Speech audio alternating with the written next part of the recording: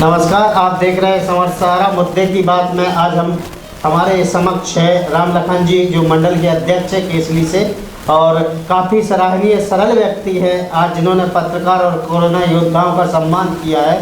प्रशासनिक एवं प्राइवेट जो सेक्टर में काम कर रहे थे कोरोना के बीच, उनका सम्मान किया है। धन्यवाद राम लखन जी, जो हमारे स्टूडियो में आप आए। और इसी बीच चर्चा रहेगी। आज मुद्दा है किसानों का, जो खाद और बिजली से किसान परेशान हैं, उनके बारे में हम राम लखन जी से बात करेंगे। खाद और बिजली का जो मुद्दा है, तो हमारी सरकार कथित प्रयास कर रही है और करे हैं, पहले कर चुकी है। प्रयास से जैसे बिजली का है तो अटल ज्योति चल रहा है। अटल ज्योति के माध्यम से हमारे देश प्रदेश में सरकार ने अनेक कदम उठाए। अटल ज्योति 24 घंटा बिजली पर्याप्त किसानों को मिल रही है और 10 घंटे बिजली किसानों को मिल रही है और 24 घंटे बिजली अपने सिटी में, कस्बे बस्ती में ज्योति मिल रही है बिजली। मेरा कहने का मतलब ये है, जो किसानों को बिजली मिल रही है वो 10 घंटे मिल रही है। 10 घंटे में से बिजली अभी भी 7 घंटे ऑलरेडी किसानों के पास पहुंच रही, ऐसा क्यों है? तो हमारी सरकार प्रयास कर रही है, आने वाले समय में हो सकता है आगे उसकी उपलब्धि बढ़ा दी जाए। सरकार के विचार रखे हैं किसानों के माध्यम से, तो सरकार बढ़ा सकती है बिजली, उसके उत्पादन की क्षमता का प्रयास कर रही है। तो आगे चल के हो सकता है 24 घंटे बिजली किसानों को मिल सकती है। एक और बड़ा मुद्दा है जो किसान काफ़ी परेशान है कि ट्रांसफार्मरों में 10 से 15 दिन 20 दिन, बहुत सारे किसान ऐसे हैं जिन्होंने अपनी बोनी कर दी है और उन तक ट्रांसफार्मर नहीं पहुंच रहे हैं। इसके बारे में आप क्या कहेंगे? क्या है, सरकार अभी उपचुनाव थे, कोरोना वायरस के कारण सरकार नहीं, उपचुनाव और कोरोना वायरस बात अलग है। कोरोना वायरस ये नहीं बोलती कि आप ट्रांसफार्मर की मैन्युफैक्चरिंग ना करो। ये तो है, मैन्युफैक्चरिंग हो रही है। कोरोना काल के कारण मतलब जो फैक्ट्री बंद पड़ी थी, तो उस कारण से उनमें कमी आई है, बन नहीं पाए हैं। अब सरकार कृत प्रयास से सैनिटाइजर, मास्क वितरण, दूरी रख करके उनका काम चल रहा है। तत्काल आप बोल रहे हैं दूरी रखकर, चुनाव में जो उपचुनाव हुए थे उनमें तो दूरी कहीं नहीं दिखाई दी। तो उसकी मजबूरी थी, सरकार की मजबूरी थी, चुनाव के लिए सरकार की मजबूरी थी कि 6 महीने के पहले चुनाव करवाना, तो सोशल डिस्टेंशन का ध्यान रखते हुए चुनाव हुए हैं। एक तरफ सेंट्रल गवर्नमेंट और गृह मंत्रालय आदेश जारी कर रहा है कि 2 गज दूरी मास्क से जरूरी, दूसरी तरफ मध्य प्रदेश में जहाँ जहाँ उपचुनाव थे, जिन जिन सीटों पर, जिन जिन विधानसभा में चुनाव थे, वहाँ कहीं मास्क नहीं थे। हमारी सरकार ने हर जगह, हर पोलिंग बूथ पर सैनिटाइजर, मास्क की व्यवस्था रखी थी और दूरी के अंतराल से वोटिंग हुई है। माननीय अध्यक्ष जी, रखवाना अलग बात और पब्लिक तक पहुंचाना अलग बात। नहीं, पब्लिक तक पहुंचाए गए हैं। पब्लिक तक मतलब उनको सैनिटाइज करवा के, मास्क लगा के वोट डालने के लिए वो गए हैं खुद, हर एक पोलिंग बूथ पर व्यवस्था की। बूथ की बात नहीं कर रहा हूँ, जो चुनाव प्रचार चल रहा था, जो आम सभा जन रैलियाँ चल रही थी, मैं आप कहें तो आपको वीडियो क्लिप दिखा सकते हैं उन जन रैलियों की, जो जन आम सभा संबोधित की गई, जिनमें माननीय मुख्यमंत्री जी की अगवानी भी हुई है। उस दौर में मास्क कहीं नहीं दिखे। मास्क से लगाए गए हैं, सैनिटाइजर मतलब सैनिटाइजर का भी इस्तेमाल हुआ है सभी कार्यकर्ताओं को और जनता के लिए मास्क वितरण हुए। मास्क लगा के ही मतलब प्रचार प्रसार हुए। अब हम फिर आते हैं किसानों के मुद्दे पे। मेरा सवाल ये था, 15-15 दिन किसान एमपीबी के चक्कर लगा रहे हैं। एमपीबी के लोग 25 से 50 हज़ार रुपये उनसे रिश्वत ले रहे हैं। इसके बाद भी वहाँ पे खेत खलिहानों में ट्रांसफार्मर नहीं पहुँच पा रहे। हाँ, ये मुद्दा तो है, लेकिन कोरोना काल के कारण ट्रांसफार्मर उपलब्ध नहीं हो पाए, उस कारण से थोड़ी देर हुई। चूँकि सरकार ने व्यवस्था कर दी है, अब हर किसान के खेत में बिजली और जिस ट्रांसफर जले हैं किसानों के, वो पर्याप्त पहुँच जाएंगे और पहुँच गए हैं। जो अभी भी आपको गवर्नमेंट ने, आपके मध्य प्रदेश शासन ने, बीजेपी ने आपको ब्लॉक की कमान दे रखी है। क्या आपके नियंत्रण में आपका कभी आपने आपके जो ई है यहाँ के उनसे बात की एमपीईबी के ई से कि ऐसी समस्या क्यों आ रही, तो सबसे ज़्यादा केसली क्षेत्र में क्यों आ रही? कुछ किसान ऐसे हैं जिनके सिंगल नाम पर सिंगल घर में ट्रांसफार्मर रख दिया जाता है। 90% किसान ऐसे हैं जो बेचारे आज भी मजबूर हैं, लाचार हैं, जिनके घर में बिल भरा हुआ है, उनकी मोटर उठा ली जाती है। यहाँ के ये प्रशासन सुशासन है या दुशासन? नहीं, प्रशासन है, प्रशासन प्रयास कर रहा है, लेकिन यहाँ के कर्मचारी हैं तो वो गलतियाँ कर रहे हैं, उनको तरीक़ा से निर्वाह नहीं कर रहे हैं, वो टाइम पे किसानों के लिए ट्रांसफार्मर नहीं दे पा रहे। उसके लिए जनप्रतिनिधि नियुक्त किए गए, उनमें से एक आप भी है। आपने इन चीज़ों पर कभी गौर किया है? आज आप राजस्व जाके देख ले, किसी की ज़मीन किसी के नाम पे हो जा रही।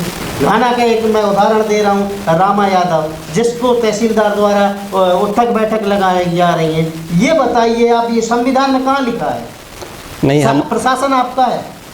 हमारे कार्यकाल में तो ऐसा नहीं हुआ है, ना होगा। हम तो एक्टिव रहते हैं और हर किसानों की मदद के लिए, हर संभव मदद के लिए तैयार हैं, तत्पर हैं। 1 साल का कार्यकाल मेरा हो चुका है, तत्काल 24 दिन रात मेहनत करता हूं किसान के हित के लिए, जनता के हित के लिए, बता रहा हूं मैं आपको, 3 महीने जनता के हित के लिए। 3 महीने 15 दिन पहले की बात बता रहा हूँ। शासन आपका था, प्रशासन आपका था, मुख्यमंत्री आपके थे। जिस वक्त रामा यादव निवासी घाना को माननीय तहसीलदार द्वारा उठक बैठक लगाई गई, वो देवेंद्र कछवा करके हैं जी, देवेंद्र कछवा करके एक अलग तहसीलदार हैं, वो मतलब अपने मूड में चलते हैं, वो तरीका से काम नहीं करते। उनकी तो शिकायतें हमने ऊपर भी पहुंचाई हैं सरकार के पास। से काम नहीं कर रहे तो आप लोग क्या कर रहे हैं? हम लोग चाह रहे, रिस्पॉन्सिबिलिटी है, पब्लिक आपको देखती है, आपके ऊपर भरोसा किया था, आपको वोट दी है। आज राम लखन जी को पूरा ब्लॉक जानता है,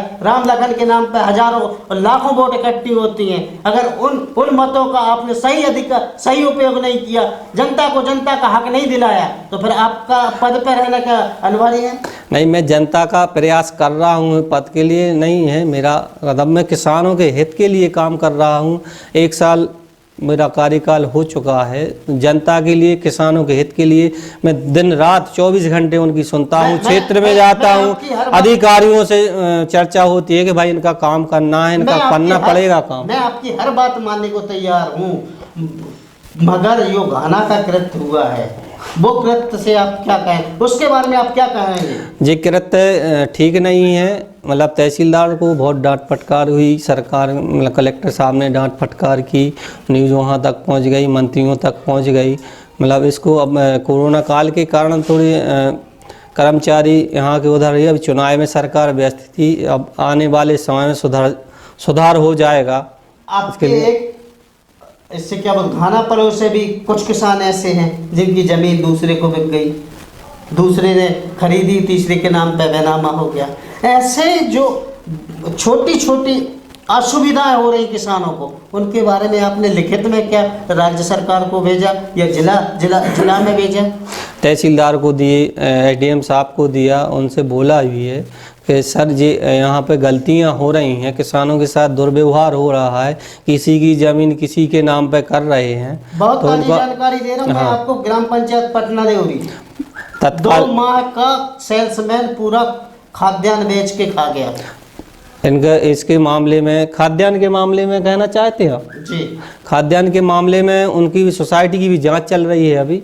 जांच चलते ही उसका जो निर्णय आएगा, मतलब जो गलत है तो गलत, उस पर कार्रवाई होगी, सरकार कार्रवाई करेगी। ग्राम पंचायत पटना देवरी के सेल्समैन द्वारा 2 माह का वेतन वो खाद्यान्न पूरा बेच दिया, और इसकी रिकॉर्डिंग है मेरे पास। उसने बोला कि मैंने ट्रैक्टर खरीदा था, उसकी किस्त के लिए मैंने ये राशन बेचा है। तो उनकी जांच करेगी अधिकारी लोग, वरिष्ठ अधिकारी लोग जांच करेंगे। जांच में आगे जांच हो चुकी है, जांच में आपकी फूड अधिकारी ने जांच कर ली है। जांच कर ली है तो उसका ऊपर वाले अधिकारी को भेज दी जाएगी, और ये निलंबित ऊपर अधिकारी निलंबित कर देंगे उनके लिए। ऐसा पाया गया, यदि जांच में गलत पाया गया तो और सही पाया गया तो उसको कार्रवाई होगी। थोड़े से किसान यूरिया से भी परेशान हैं। यूरिया का जो स्टॉक है क्या वाकई में कम है, या आपके पास क्षमता पूरी है, सुचारू रूप से सेल्समैन नहीं दे पा रहे?